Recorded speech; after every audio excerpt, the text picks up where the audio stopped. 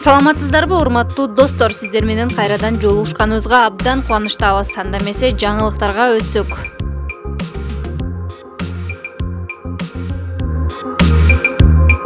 Казакстандын Ички иштер министрлиги кылмышкерлер бийлик органдарына көө жабуу үчүн полициянын кийимин кийип алып ар кандай кылмыштарга барганын билдирүүдө. Жакшы куралданган жана уюшулган 20 000 адам Алматыга кирип келип башаламандык уюштурган.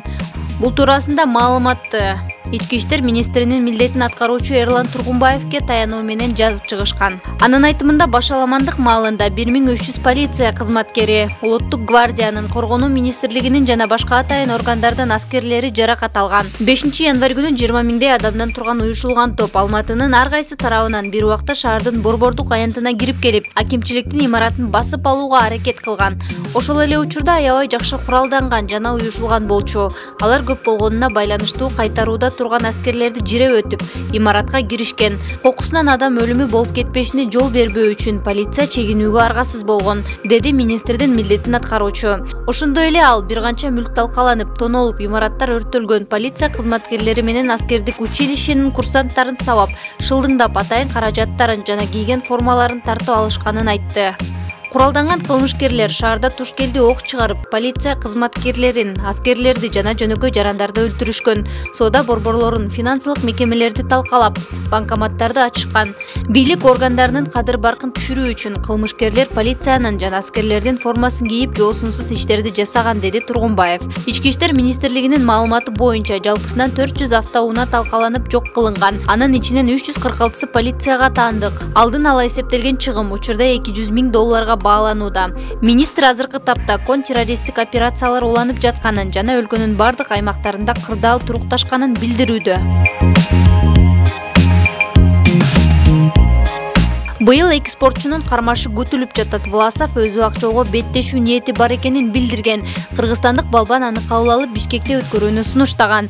Кыргызстандын белгилүү балбаны Токио Олимпиадасынын күмүш байге ээси Акжол Махмудов Россияга барып алдыда беттеше турчу Олимпиада чемпиону Роман Власов менен жолукту. Спортчулар машыгууда чогуу түшкөн сүрөттөрүн социалдык тармактарга жүктөп жатат. Элинин татыктуу уулу Россияга кош келдиң, менин ардактуу досум жана иним деп жазган Власов Махмудовдун аккаунтун белгилеп, Махмудовда Инстаграм баракчасынын сторис бөлүмүнө сүрөт чыгарууда.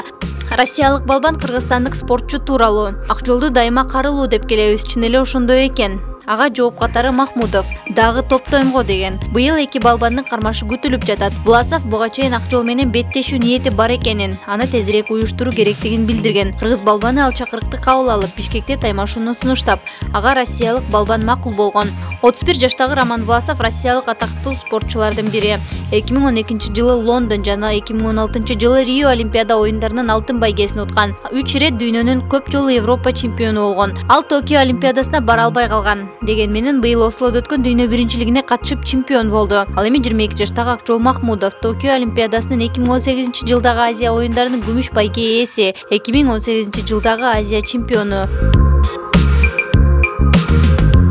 Казакстандын президенти Касым-Жомарт Токаевдин төрагалыгынын алдында ыкчам штабтын жыйыны өткөнүн Спутник Казакстан билдирди. Жыйындын жүрүшүндө башкы прокурор, Улуттук коопсуздук комитетинин төрагасы, Ички иштер министринин милдетин аткаруучу доклад жасашкан. Токаев ЖКХУнун тынчтык орнотууларынын келиши менен казак аскерлеринин бир бөлүгү Алматы шаарына барганын белгилеген. Ал Алматы жана башка аймактарда чабуулдун жабыркаган административдик, социалдык, коммуналдык объектилерди калыбына келтирүүгө өзгөчө көңүл бөлүү тапшырмасын берген. Кечээ Россиянын аскер космостук күчтөрүнүн учактары ЖКХУнун Россия, Беларусь, Армения, Тажикстан жана Кыргызстандын тынчтык орнотуу күчтөрүн Казакстанга алып кирген. Достор, биздин каналга катталып, ошондой эле видеолорго лайк басууну унутпаңыздар. Алдын ала чоң рахмат. Көрүшкөнчө сак саламатта туруңуздар.